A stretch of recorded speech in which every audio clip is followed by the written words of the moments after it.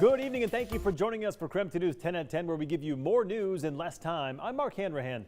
Let's get started. Downtown business owners have growing concerns about safety tonight. Our KREM 2's Kyle Simchuk has more on what they're concerned about. Roughly 400 businesses and property owners took part in the survey. 6 out of 10 said homelessness was the biggest issue impacting downtown Spokane. Only a third believe the city is on the right track. I feel perfectly fine and safe down here. Filippo Canoyer is not a downtown business owner, but he works for one and serves customers visiting Spokane almost every day. I think to tourists that come down here and don't really understand the homeless community, it could be kind of intimidating for them.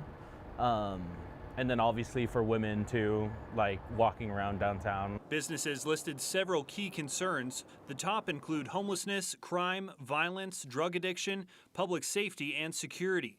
The majority of businesses surveyed say crime and nuisance activity has either lowered their property's value or the number of customers walking in the door.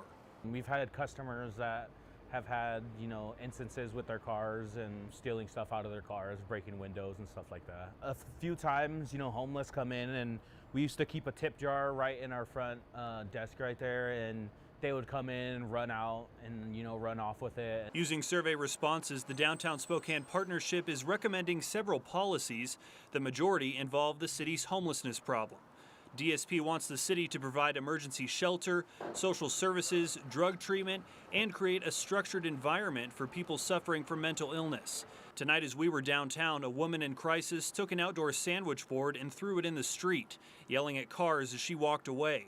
This driver got out to pick it up. DSP also wants more workforce housing and lawmakers to repeal laws that make it impossible for officers to arrest people in possession of drugs. Filippo says there's one idea missing from that list of proposals: affordable parking options for downtown workers. Quite a few employees actually quit because they don't make enough to pay for parking here and their bills. So, while there was a lot of negative feedback in this survey, the majority of business owners say they're optimistic about the future of downtown Spokane. If you'd like to view the full survey, just click on this story at KREM.com. I'm Kyle Simchuk, KREM 2 News. New tonight, a local man's behind bars after he tried to escape police by running across frozen Spirit Lake. Devin D. Denny was arrested after he reportedly tried to break into a home. When officers arrived at that house, he wasn't there, but police were able to track him down in his car. He then got out of his car and ran onto the lake. Deputies surrounded the perimeter and then arrested Denny. He was charged with burglary, theft, obstruction, and drug paraphernalia. Tonight, a teen boy becomes Idaho's second COVID-19 child death since the start of the pandemic. The boy who died was between the ages of 13 and 17 years old. He was from Bonneville County. His name and age have not yet been released. The state's first COVID-19 child death was a baby from southwest Idaho back in October. All right, let's talk weather now. Take a look at this video of the snow falling here on the South Hill tonight. Coming down at a pretty good clip right there, actually. It's been falling on and off here at the station for hours today, certainly making for some slick driving conditions. A big question I'm sure many of you are wondering about: will it stick around tonight? Meteorologist Thomas Patrick in the Outdoor Weather Center tonight. And Thomas, what can folks expect when they get out the door tomorrow morning? Yeah, so obviously still snowing as of this hour. I think by tomorrow morning, no more snow, but obviously the damage being done tonight. So there will still be some unplowed roads, some slick spots during the morning commute for tomorrow, but should not be actively snowing by then. But still coming down lightly, but it has been doing so since about 3 o'clock or so. So several hours of light snow, kind of measured what we had. Not quite an inch here at the South Hill, but we'll call it about 7 or 8/10 of an inch. We'll have to find a ruler and get a more accurate measure of that. You can see that the snow is pretty widespread even into the Palouse as well. We'll widen out the picture. Looks like the end of it is actually coming pretty soon. The back edge between about Chewelah down towards the Tri-Cities, as this is slowly drifting off to the east. But we could certainly end up with maybe 2 inches of snow down on the Palouse by the time we get to tomorrow morning. But by those hours, should not be actively snowing. But it's not our only snow that we have in our immediate forecast. We'll show you that next batch in a few minutes. Sounds good, Thomas. Thank you very much. Now, Tonight Beat with a quick look at the day's top stories. We are following up on the controversy surrounding Spokane City Councilman Jonathan Bingle and his refusal to wear a mask in City Hall. Today, we heard back from the Washington Department of Labor and Industries. They say they've received 6 complaints about Bingle specifically. The agency sent 2 letters to the city notifying them of the complaints, which is the first step in the compliance outreach process, they said. LNI says they'll be reaching out to Bingle and the city's human resource administrators. The Spokane County Board of Health says they have chosen 3 candidates to potentially join the board. None of those candidates are medical doctors. The board asked for new applicants after a new law in Washington passed last year. It requires local health district boards to include an equal number of elected and non-elected representatives, and that means the board cannot be made up of more than half politicians. The Spokane County Board of Commissioners is set to vote on the appointees coming up next week. To learn more about those candidates, just visit our website, which is KREM.com. Well, the pandemic and the associated restrictions have claimed another Spokane business. Hidden Mother Brewery announced on Instagram it is shutting down on Saturday. We talked to the owner about why he's closing. So coming up in about 5 minutes, we'll hear from him and we'll share how many restaurants have closed because of the pandemic. He's just like so ready for it. And you might see him so rarely drop a ball. And I'm always like, throw it to him the next play. There's no way he will drop another, it's just a sure thing. Well, we are now just a week and a half away from the Super Bowl, and it is one of the most anticipated in our region in quite some time.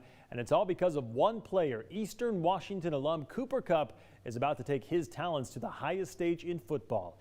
In about 15 minutes, we'll share what his parents have to say about making it to the Super Bowl. And that was your Night Beat. To learn more about any of those stories, just text us the word night to 509-448-2000 and we'll send them directly to your phone.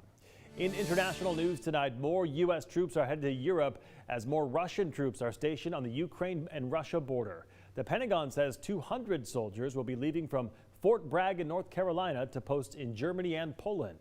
This is at the request of NATO allies who are concerned that Russia will invade Ukraine. The Washington football team officially has a new name. They'll now be called the Washington Commanders. For the 2020 and 2021 seasons, the team was referred to again as the Washington football team. In addition to the new name, the team also debuted new uniforms and a new logo. 5, 4, 3, 2, 1, 0. Ignition. Liftoff of L-87. Go Falcon, go. Well, today SpaceX launched another Falcon 9 rocket into space in California. This comes 2 days after launching an Italian remote sensing satellite from Florida. Today's rocket carrying a classified National Reconnaissance Office spy satellite. Cool stuff. With my shadow I have passed, then a long, lustrous 6 more weeks of winter. Well, there you go. The groundhog has spoken. Punxsutawney Phil emerged from his burrow and saw his shadow, meaning 6 more weeks of winter for us. All right, closer to home, state lawmakers in Washington will discuss proposals in the coming months that would allow duplexes and townhomes in neighborhoods typically designated for single-family homes. The goal is to increase the availability of affordable housing throughout the region. The proposals now face more committee votes and full votes in each chamber in order to reach the governor's desk. We'll keep you posted on that one. After a rough couple of years, Boeing is hiring again. The company cut more than 20,000 jobs since 2020, 1,000 alone last year. But things finally starting to look up, and it now has 5,000 job openings across Washington. Boeing says the production rate of the 737 MAX assembly line in Renton is starting to pick back up. And with a big order for its 777 freighter, that same will soon happen in Everett, they say. Spokane native Brianne January is headed into her final season in the WNBA, and get this, she'll be playing her last season with the Seattle Storm. The Lewis and Clark High School graduate will be returning to the state where it all began. This will be her 14th year with the WNBA. January was named to the all-defensive team for 7 times this past season. She made the state semifinals while she was at Lewis and Clark and was the first team all-state selection. She went to Arizona State for college, and her number 20 jersey is now retired by the Sun Devils. Her past WNBA honors include winning a championship in 2012 and being named the WNBA All-Star in 2014. Cool stuff. January released a statement saying, quote, "I am so excited to have the opportunity to come back to my home state for my final season. I've always admired the way the Storm operate both on and off the court. I can't wait to get to work with this talented group of women and do my part in helping this team win another championship."